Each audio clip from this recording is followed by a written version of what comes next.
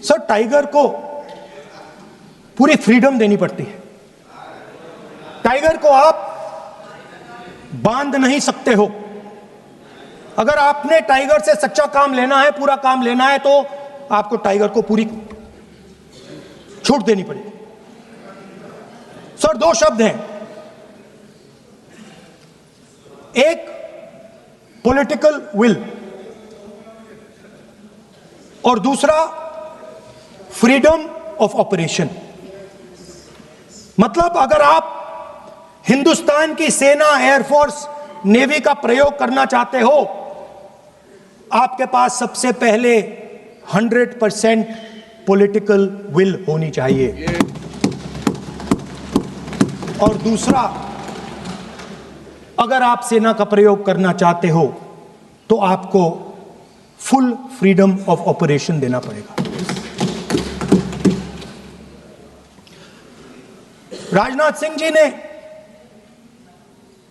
अपने भाषण में कल 1971 और सिंदूर का कंपैरिजन किया, और मैं उनको याद दिलाना चाहता हूं, 1971 में पॉलिटिकल विल थी। इंडियन ओशन में 7th फ्लीट आ रही थी, हिंदुस्तान की ओर आ रही थी, और उस समय के प्रधानमंत्री ने कहा, हमें जो बांग्लादेश में करना है हम करेंगे, आप आ जाओ, जितना आना है आ जाओ, हम करेंगे। Political will, without any confusion. Super power of the world is coming with its aircraft carriers, hundreds of aircraft. Political will, the Prime Minister of India says, we don't care, come, but हमारा जो काम है हम उसे पूरा करेंगे। General Manekshaw ने इंदिरा गांधी जी से कहा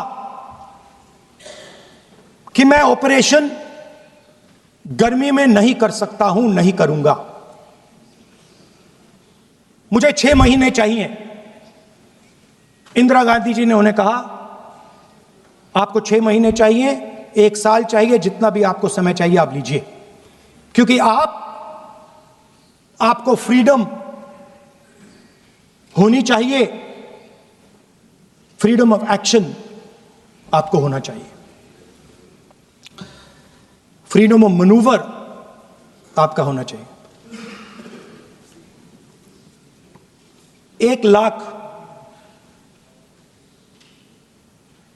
पाकिस्तानी सोल्जर सरेंडर किए, एक नया देश बना। अभी आपने कांग्रेस के साथियों का बात सुन रही थी, और वो कह रहे थे कि 1971 में इंदिरा गांधी ने ये किया है, 1971 में इंदिरा गांधी ने वो किया, पर वो कभी भी 1971 का क्रेडिट बिहार के बेटे जगजीवन राम जी को नहीं देते हैं, जो तब के रक्षा मंत्री थे। बांग्लादेश ने उनको 1971 का वॉर हीरो डिक्लेयर किया था, और रक्षा मंत्री होने के जंग के बाद भी उन्होंने सैनिकों के रिहैबिलिटेशन के लिए काम किया। लेकिन कांग्रेस पार्टी इसको कभी नहीं रिकॉग्नाइज करेगी, क्योंकि उनको दलित नेतृत्व से समस्या है। वो सिर्फ उनके साथ रहना चाहते हैं जो बाबा साहब के चित्र को अपने पैर पर रखते हैं। अगर हम ऑपरेशन सिंदूर की बात करें तो ये सिर्फ टेरर लॉन्च पैड्स को ध्वस्त नहीं किया, ये पूरी की पूरी तरीके से पाकिस्तान के हौसले को ध्वस्त कर दिया है। लेकिन एक आश्चर्य की बात है मैम, और आश्चर्य की बात यह है कि हमारे दुश्मन देश में एक युवा नेता है और एक युवा नेता हमारे विपक्ष में है। दुश्मन देश का सदन अलग है, हमारे देश का सदन अलग है, वहां के नेता अलग है, यहाँ के नेता अलग है, पर इनका सवाल एक ही है। विपक्ष का सवाल और दुश्मन देश के नेता का सवाल एक कैसे हो सकता है? मैं विपक्ष के साथियों को चुनौती देती हूँ कि अपनी राजनीति से ऊपर उठ करके कभी राष्ट्रहित की सोचनी चाहिए। अगर सरहद पर सेना लड़ रही होती है तो उनसे सवाल नहीं पूछे जाते, उनको सलामी दी जाती है।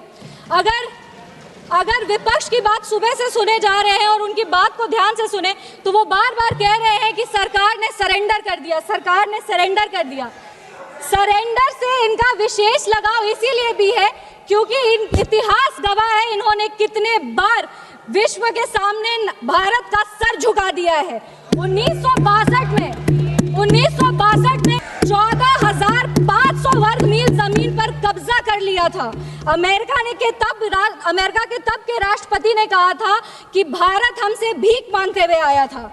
1971 में वेस्टर्न मीडिया ने प्रधानमंत्री के बारे में जो भी कहा हो, उन्होंने हमारे देश के बारे में, भारत के बारे में कहा कि भारत एक धोखेबाज देश है और भारत नागरिक धोखेबाज लोग हैं। ये था भारत का इमेज आपके शासनकाल में। 1985 में CIA के क्लासिफाइड रिपोर्ट्स है कि विदेशी तंत्र भारत की सरकार को चलाती थी। इनसे जवाब मांगिए। 2001 विश्व के सबसे बड़े लोकतंत्र के सबसे बड़े मंदिर पर हमला हुआ और ये लोग चुप बैठे रह गए। 2008 मुंबई अटैक, पूरी तरीके से देश को झंझोड़ दिया गया, पर इन्होंने कभी नहीं जवाब दिया। अगर आज आतंकवादियों को जवाब दिया है तो वो हमारे यशस्वी प्रधानमंत्री श्री नरेंद्र मोदी जी की सरकार ने दिया है। पर इनके राष्ट्रीय अध्यक्ष, कांग्रेस पार्टी के राष्ट्रीय अध्यक्ष कहते हैं कि ऑपरेशन सिंदूर एक छोटा मोटा ऑपरेशन था। ये इनकी विचारधारा का समस्या है। इनको लगता है कि ऑपरेशन सिंदूर एक छोटा मोटा ऑपरेशन था, पर ये इनकी गलती नहीं है। इनकी विचारधारा ये कहती है कि अगर हिंदू धर्म को आगे लेके जाओ, हिंदू धर्म के पक्ष में बोलो तो वो सैफरन टेरराइजेशन है। पर इनकी राजनीति के लिए ये कहते हैं आतंकवादियों का कोई धर्म नहीं होता। ये दोहरा चरित्र क्यों है इनका? आतंकवादियों ने हमारे नागरिकों को धर्म पूछकर मार दिया। हम उनको कहना चाहते हैं कि जिस सनातन को मुगल की तलवार नहीं खत्म कर पाई, जिस सनातन को अंग्रेज की तोप नहीं खत्म कर पाई, उस सनातन को इनकी छोटी मोटी राजनीति क्या खत्म करेगी?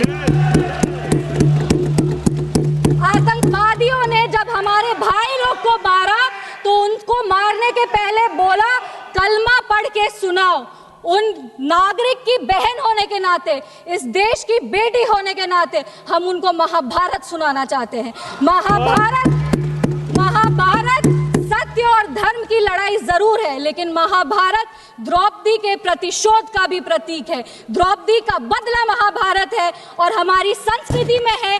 अगर नारी सम्मान में त्रुटि होगी तो फिर से महाभारत रचा जाएगा। और महाभारत में लिखा है धर्मो रक्षति रक्षतः। जो धर्म की रक्षा करते हैं, धर्म भी उन्हीं की रक्षा करता है।